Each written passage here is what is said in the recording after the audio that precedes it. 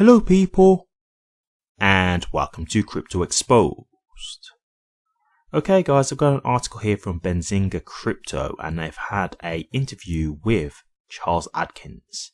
So, thought I'd just touch on this and just basically give my thoughts on some of the things that he's discussing here, because I actually found this like quite a good article overall, short and sweet as well, to be fair. So let's get into it then. So the first thing he's basically asked is just how he feels things are getting on with like crypto adoption in terms of like regulations and things like that.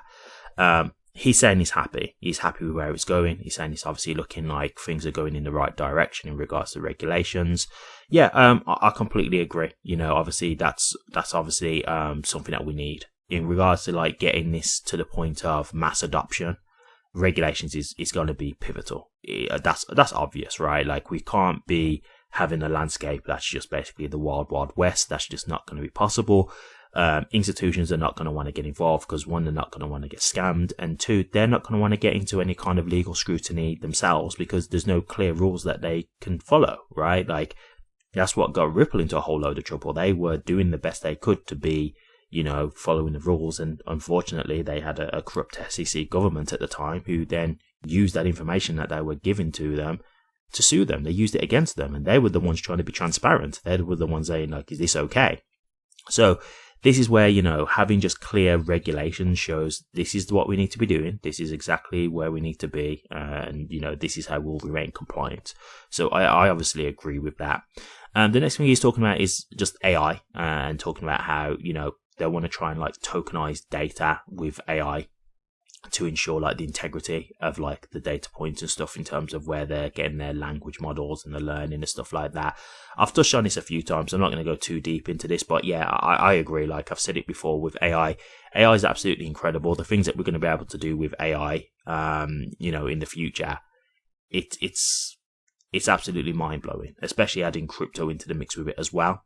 But we have got to be careful because if it's being taught bad things, it could be harmful. Like AI is great, but in the wrong hands, it can be very dangerous too, right? I've seen some things where, you know, with AI, like for example, how people have been able to do like ransoms, right? So for example, it's a thing where they've pretended to use someone's child's voice. They've managed to get the voice so then they could like use a filter, an AI filter, so it sounds like the child's voice. So it sounds like the child's voice. And then they've basically made a phone call to the parents saying, you know, we've got your daughter, etc. When they haven't really got the daughter at all. But then they're using the AI to like mimic her voice. And obviously she's saying, oh, I'm in trouble. You need to send this money. And really, you know, the kid's not even been taken. You know what I mean? So like, it really can be a dangerous thing if it's in the wrong hands. So obviously, that's obviously a more extreme example, and that's not something I can imagine being used via like blockchain technology and stuff like that. But you get the gist of what I'm getting at here. Is like it can be used in different ways for very negative things. So I definitely think that's something where, you know, Hedera, this is where they're working with, is it NVIDIA and I want to say NVIDIA and Dow, if I remember rightly. And, you know, they're trying to work together in regards to this kind of thing to try and help combat it. So again, I think that's a huge positive.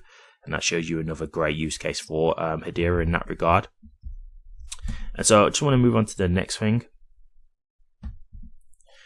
Yeah, so he then moved on to addressing social media. And this is something that I completely agree with here. He's basically talking about how, you know, like for influencers, if they want to do what we call like microtransactions. Now, I've discussed microtransactions before. There's a developer on the Hedera hashgraph called Drop, and they're actually been recognized by the Fed now, by the Federal Reserve basically. And they're trying to do like microtransactions, but they're doing it more at the moment for like merchants. So this is more like, for example, you know, if you think about a shop where, you know, they might have numerous card payments for like, you know, $3, $8, $2, you know, it could sometimes be a few cents, right? It could be like 80 cents and stuff like that. Those are classed as more like microtransactions because they're not like big, you know, they're not like hundreds of dollars, thousands of dollars and stuff like that. But, you know, for obviously these merchants, they're having to pay fees for this. And this is why a lot of these shops that you'll sometimes go to, you'll see that there's like a minimum spending fee because it's not worth them paying the charge to use that service if it's going to be a low amount of money. So if they say like, oh, I need to use this for like 50 cents, I need to use this card terminal for 50 cents. For them, the charge of what it's going to cost to do that, they're not going to make any profit, because the charge is going to be more than the profit that they've made from selling that item, right? Whatever that item is.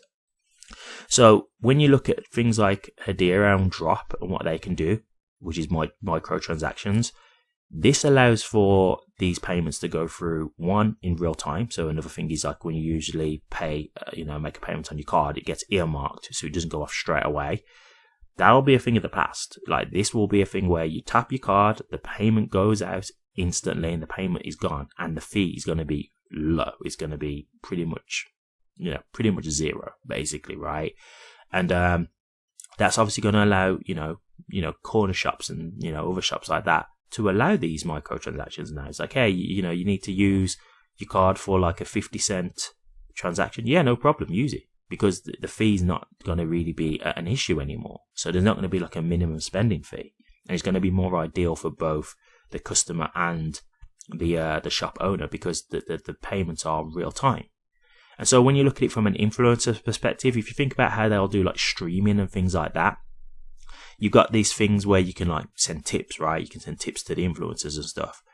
If you're talking about these influencers who are getting like big, I don't want to say like big amounts of money, but lots of microtransactions, because you're not probably going to get huge amounts of money. You're not going to get like chunks of $100. It's probably going to be like, oh, here's $2, and hey, here's $5, that kind of thing. This is where that micropayment is going to be essential, right? Because this is going to be real time now. This isn't going to be a thing where you have to get all the payments and then wait a few months for it to get cleared into your accounts or anything like that. This is just going to be, hey, this will go straight into your pocket straight away. And he's basically saying, hey, look, only a predictable fixed fee ledger is going to be able to support real-time tipping or content licensing at scale. Yeah, again, another huge positive there for Hedera. I agree with this. I really do think this is like the kind of stuff that you're seeing here that's going to be some of the attractions of Hedera over the long term. I think these are the things that you're going to see clearly, lead people down to Hedera. So I absolutely agree with that. So this is another thing that he touched on, and this is something I wanted to talk about. So he talked on about like broader industry trends, right? And he says like most new layer ones that are coming out now like lack sustainable use cases, and like the general purpose of the blockchains is basically like it's more like to be opportunistic rather than like purposeful. And I do agree with this. Like, what you've got to understand with where we are with crypto right now, obviously we haven't got clear regulations, and I've said this to you guys numerous times, but once regulations come in, there's going to be a lot of, cryptos and blockchains that don't make it, right? Because there's over like 20,000 cryptos out here. How many of those actual cryptos, of those 20,000 plus cryptos, actually have good utility and actually can serve a purpose, right? A lot of these companies now are making networks just to get money, right? They just want people to invest in the token, and then they'll probably rug pull it. Or it could even be that they hope to make the chain good. They might have a genuine intention at the beginning that, hey, this is my vision and I want this network to do well, but they just might not be able to pull it off. Not everyone can be successful, right? And so, when it's all said and done, this will be a thing where once regulations come through, like 95% of cryptos will be gone. It'll be like 5% that are here, and those will be the ones that actually have the longevity, and those will be the ones that have a purpose.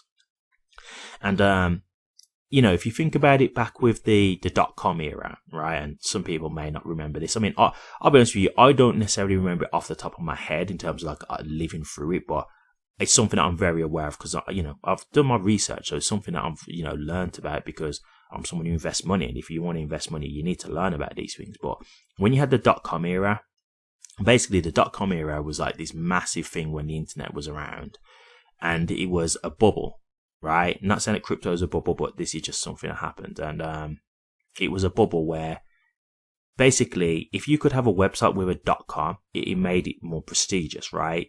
So .com was the main type of destination that you wanted to have for your website, because sometimes if you've got like another company and it's the same name as another one, then you can't have .com, right? Because they're already using it, so it's going to go to their website. So you might have to go with like .co.uk or .org or something like that, those kind of things. So you'd have to look at a different domain, right? And so what happened was the whole .com thing became like a really big thing because the internet was blowing up, right? The internet was becoming like huge.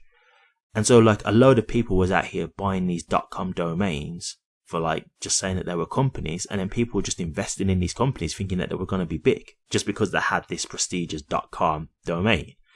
And obviously some of these companies that they had no intention, some of them weren't even companies, they just made it up and made out like they had these companies because they managed to get the domain, right? So some of them were just literally using them for money, like, oh, here's this company and this is what we're going to do, and then people invested in it because it was just this huge bubble, and then they got messed up because it was a scam.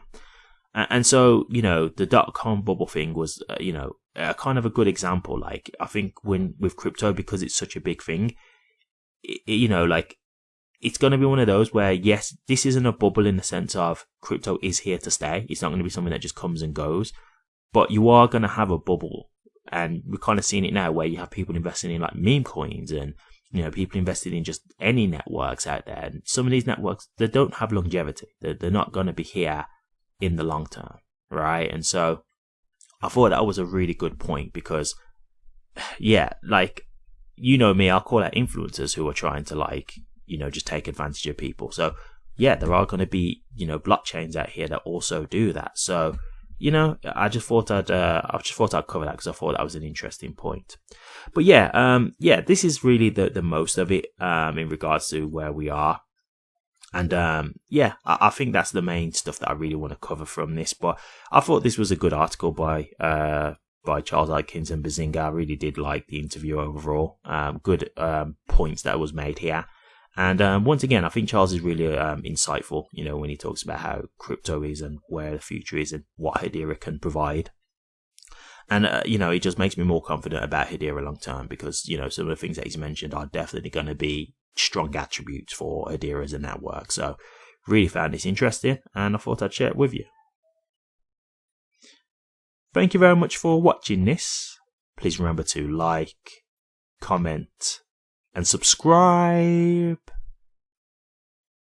And hit that bell. Take care.